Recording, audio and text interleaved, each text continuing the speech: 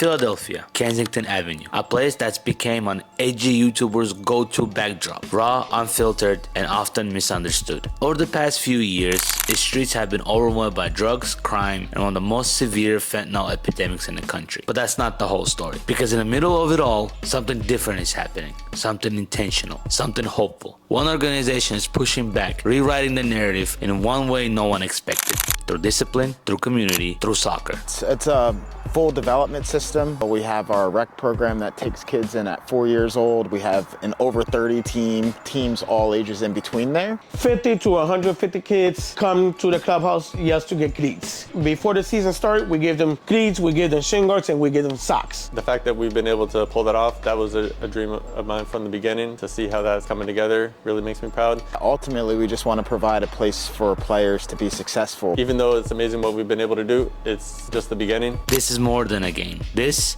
is Kensington Soccer Club.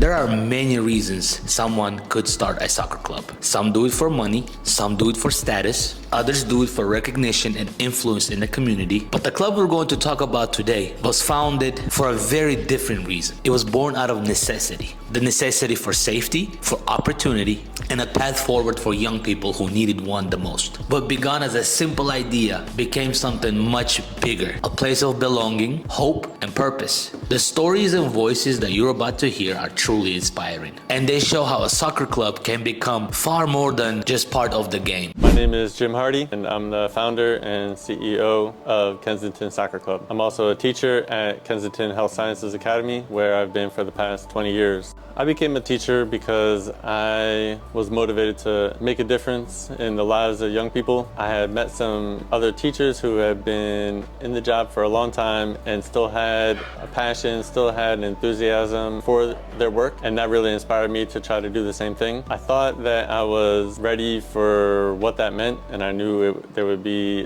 challenges along the way, but the truth is I really had no idea what I was getting into. You know, the heartbreak and challenges along the way really was at a level that I wasn't ready for. Something that I don't think people even really realize, just what it means to build a relationship with students, to have that personal connection with young people. I went into it with an idea around what it would mean to be there for someone and make a change in their lives, but to actually have a teenager, a young person, look you in the eye with trust and expectation, that feeling is so much more intense than just this idea about trying to be there for people. Trying to be there for young people is how Kensington Soccer Club came about. My name is Carlos Acosta. I'm a program and facilities director for KSC. I've been with the club for about 16 years now. I handle all the programs, handle all the facilities as well. I also coach the U9s, U11, and U16 girls. I'm here just to give you a quick tour of the place. Welcome. So this is our headquarters. This is our first room. We like to call this the reception room, where we have teams coming in, having their team parties, having their team meetings. In here, it's a little messy, so don't mind the mess. I like to play around a little bit, so we got a ping pong set in here. Got a little pool table right there. We also got foosball. As you see on this side, we got our trophies. All the trophies that we have won from different leagues. This shirt is a special shirt just because it's one of our first shirts that we ever had. It's plain simple when we just first started. If you see up there in the orange shirt, that was our next shirt. That's when we became the police badge, the logo. We got more trophies in there. And then the best thing about here is we got a whole bunch of books. We got books from all ages, high school age books, all that type. We give books out to all our OST programs, travel teams, to our rec programs, to any clinics that we go. We also try to give books as much as we can, just so we can make sure that they are reading. This club is not only about soccer, it's also about educational as well. So if you follow me right here, we got our office area. Pretty much this is where the magic happens. We got all our desks. If you see, I'm always here. So my desk has always got the most things in here. If you see in the background, I also got a whole bunch of my pictures from all my teams. But yeah, this is where our magic happens. This is where the staff comes in and have their meetings and everything. Oh, that's a little mural that we also did. We got a couple volunteers from MLK Day. Next, but not least, our storage room. The good thing about us is that we offer a lot of cleats. We got a whole bunch of cleats from all sizes. If you see, we got all cleats in all different sizes. We got them labeled by size. We even got some indoor shoes, some cleats, some turf shoes. We also offer socks. As you see, we got a whole bunch of socks. We also offer some shin guards. But yeah, and then over here, it's pretty much our ball collection. We also got our pucks right there, our corner flags that we got taken to the field. And these are mostly balls that goes to like our OST programs. So the good thing is that we always keep on getting donations. So really those bins never go really empty. Yes, they might go short on sizes for like the bigger ages, though we always get donations. We get about maybe 50 to 150 kids come to the clubhouse just to get cleats. Before the season starts, we give them cleats, we give them shin guards, and we give them socks. And we also give them a shirt. For me, it started with first position I had at my school was as a part-time tutor for students who were learning English. And I had this student named Christian. He was from Mexico. He had been in the US for about a year and a half, and he loved playing soccer back home. And when he discovered that I spoke Spanish and was a soccer fan, we started talking about it. He was just so much more alive when he was talking about soccer and the game he loved, but he didn't have anywhere to play. And he brought me in a DVD, A Goal, A Dream Begins. And it's a movie that's a story of an immigrant from Mexico who gets scouted playing soccer in a local recreational league and becomes a Premier League soccer star and makes his family proud. And he told me that's what he wanted to do. Now, I knew he wasn't gonna become a professional soccer player in all likelihood, but it's important to support young people in pursuing their dreams, and I could see how much it meant to him.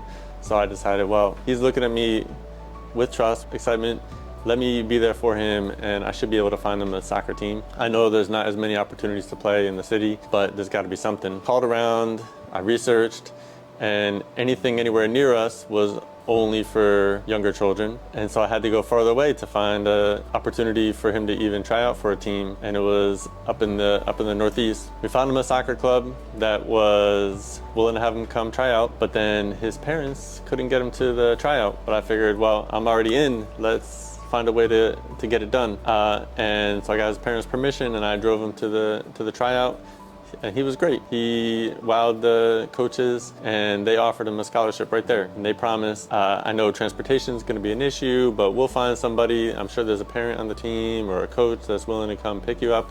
You're a great player. We'd love to have you on the team. We'll figure out transportation for you. I got to see how excited Christian was to have his soccer dream start to come true. It really turned him into a different student, to be honest. He was excited, motivated in school, but that only lasted for a week. A week later, the coach called me up and said, you know, I'm so sorry. I was sure someone would be willing to pick him up, but no one really lives near Kensington and no one's willing to drive into Kensington. There's no way we can make it work. And I had to break the news to this kid that something as simple as finding a soccer league to play in was impossible. He was heartbroken. I felt like I let him down, even though I knew I did everything I could. He was trusting in me and I wasn't able to make it happen. That really bothered me. I took it personal. At the same time, I was new in the job and this was my first year. I was overwhelmed. I wasn't even a full-time teacher yet. And so I didn't feel like I could do anything about it. But fast forward to 3 years, I was starting to feel more comfortable as a teacher, more capable. Sadly, that summer, 2009, our school experienced a tragedy. There were 2 students from our school, Hector and Eric, that got in a fight in Fairhill Square. Eric's head hit the ground and he died. That was devastating for me, for everybody in the school. I never forget the feeling of being at his funeral and meeting his mom and meeting his grandfather. The emotions were really too much for me to even begin to process, and I just wanted to try to make some sense out of it and try to feel like there was at least something I could do to make our students at least a little bit safer outside of school. The only thing I could think of was, well, I know for sure there's at least some kids at our school that want to play soccer that can't, and I've been playing soccer on the weekends. Maybe that's the answer. Kensington Soccer Club, based out of North Philly in the Kensington neighborhood. Club was founded, I think, 16 years ago by Jim Hardy and his family in response to some violence that went on in the school with one of his players. Over the course of time, Kensington Soccer Club serves 1,500 families and players, almost 20 after-school programs where we provide free soccer education, rec programs, competitive youth travel teams, and then we also have men's and women's programs that exist to serve the people in the greater Kensington area and greater Philadelphia area. It's a full development system. When I took over the club a couple years ago, there were gaps in between age groups, and we've been basically addressing the gaps through a top-down and bottom-up approach. So we have our rec program that takes kids in at 4 years old. We have an over 30 team and a men's first team and teams all ages in between there. I think that ultimately we just want to provide a place for players to be successful, whether that's just being a part of the community and getting some recreation, or if it's playing at a high level. One of the things I think we pride ourselves on is making sure that we can meet the community where they're at and give them high quality soccer programming. One of the things that this men's team is able to do is showcase skill, and it also gives kids a pathway. It's kind of hard to maybe achieve a dream if you don't have some good examples. And through our connections with UPSL and League for Clubs, our first team is playing in very, very good competition. Our women's program, which is now entering the WPSL, is also playing in top competition. So yeah, it's pathway. These games like this against a historic club really just gives the kids from Kensington, Philadelphia, the idea and the knowledge and the experience that they can go and play anywhere in the world. Sports in general are important for people. It gives them an outlet not only from a standpoint of relieving stress and building community, it gives them a skill to learn, camaraderie, allows them to find themselves through different challenges. Sports is just a huge part of life. And then in the Philadelphia area, there's a need for what we do because we provide access to kids that generally don't have the access quite as easy as some of the other kids with better resources in the suburbs. So what we do is super important. I mean, success is all relative, you know, it depends who you play, depends on what your goals are as an organization. I think success for us is having teams that are sticking together, staff that is motivated and staying involved. So I look at success in a different metric. We're retaining our players, we're retaining our staff, and the teams are progressing well in their circuits. Yeah, I think it's just continued development, right? Can you get 1% better every day? Can you add more programming that's worthwhile? And can you just provide access to players in the community? At first it was just something small for my high school students. I got a few teachers at my school to volunteer. We found some gym time on Sundays. January 2010, we had our high school kids come and play pickup soccer. We had a lot of fun. I kind of thought, well, maybe we'll just do this off and on, and that'll be it. I feel like we're making a difference. I'm still got plenty on my plate as a teacher. This is fine, but something really special happened, and that was the younger kids from the neighborhood saw that the gym was open, and they kept coming in and seeing high schoolers playing soccer and asking if they could play and asking if we had something for their age. And I had to tell them no, because I only had me and a couple people, and we just had the high school program. But they kept coming week after week, asking if they could play soccer too. So I realized this needed to be something bigger than just seasonal program for high school kids. There was that greater need in the neighborhood, and the bigger impact we could have if we expand, if we do something to reach more kids. That's where it started to become what it is today. That summer we had a program for middle schoolers and high schoolers, and again, parents and kids coming around always saying, okay, but what are we doing in the fall? Or do you have something, you know, my son's 10, can he play? My daughter's 8, can she play? My child attend school in another neighborhood, do you have an after school program for them? The process of Kensington Soccer Club growing from a handful of kids, a couple volunteer coaches, to almost 2,000 players and dozens of coaches is just of responding to the needs of the community, responding to what we're hearing from children, from young people, from parents and community members. Once they realized what we were trying to do, the questions keep coming, and we kept hustling to try to meet the needs of the community. That experience of being on a team, of laughing and running and forming memories, getting exercise, feeling safe, learning to compete, that's a crucial part of childhood development that a lot of children are denied, that have no access to at all. that's just speaking for those young people where sports isn't going to be a huge part of their lives. There are those children who really have the potential to discover so much about themselves and to benefit so greatly from sports and can't play. The benefits of being able to exercise, being able to laugh and form relationships with your teammates, to have mentors in the form of your coaches, invaluable. It's especially important if you're growing up in a neighborhood where you don't get enough of that. Kids in our neighborhood, thousands of them, who want to play, who have never even been able to try a sport for a first time. At one of our after-school sites is Elkin Elementary School. We had a coaching transition there. As our organization got bigger, I haven't been doing as much coaching, but I went in and coached for 2 weeks. Just 2 weeks. I saw these kids 4 times. The way they bonded with me and looked up to me as their coach immediately just reminded me of how much sports can mean to a child. Later that year, there was a house fire and one of the children in that program and their siblings and father died in the house fire. I went to a vigil to remember and honor their lives, and there were children from our soccer program there. Months had passed, maybe 6 months had passed, and as soon as those kids saw me, their faces lit up and they pulled their mom and they said, "Mom, that's my soccer coach, that's my soccer coach, come meet my soccer coach." It was like being able to be on a team, being able to have this coach mentor to look up to. There's a lot that I'm really proud of with the work we've done over the past 16 years at Kensington Soccer Club. One of those is that it's been a collaborative effort from the beginning, and it still is today. I tell my story because it's important for people to know the origins and the need for our programs, but it's not about me and has never been about me. But once we started seeing the tremendous need for Kensington Soccer Club, we knew we had to build a community organization.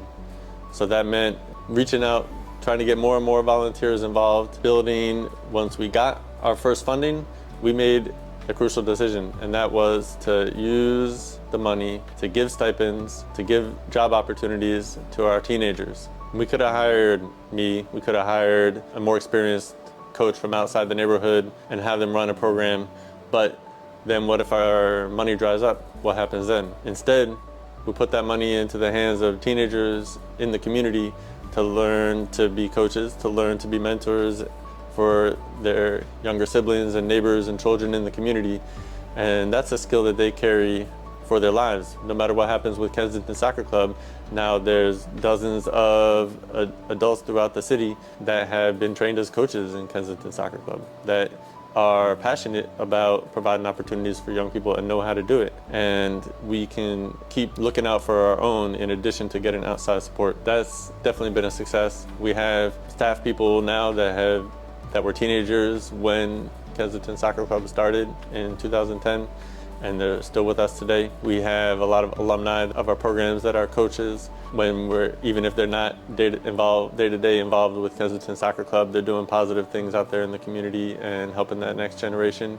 So that makes me incredibly proud. Also really proud that we've been able to really stay focused on our mission of breaking down barriers to soccer. After-school programs are so crucial. Going into every park and rec center that we can to provide programs that children can play in without needing to rely on transportation, that's indispensable. But the after-school programs is the perfect entry level for everybody. The children don't have to go anywhere. Parents don't have to do anything. You're just picking up your kid 2 hours later and they get a chance to play a sport, get some traction, get some momentum, and then they can translate that into playing in the community setting. So the fact that we've been able to pull that off, that was a dream of mine from the beginning. To see how that's coming together really makes me proud. Something that really, even though it's amazing what we've been able to do, it's just the beginning.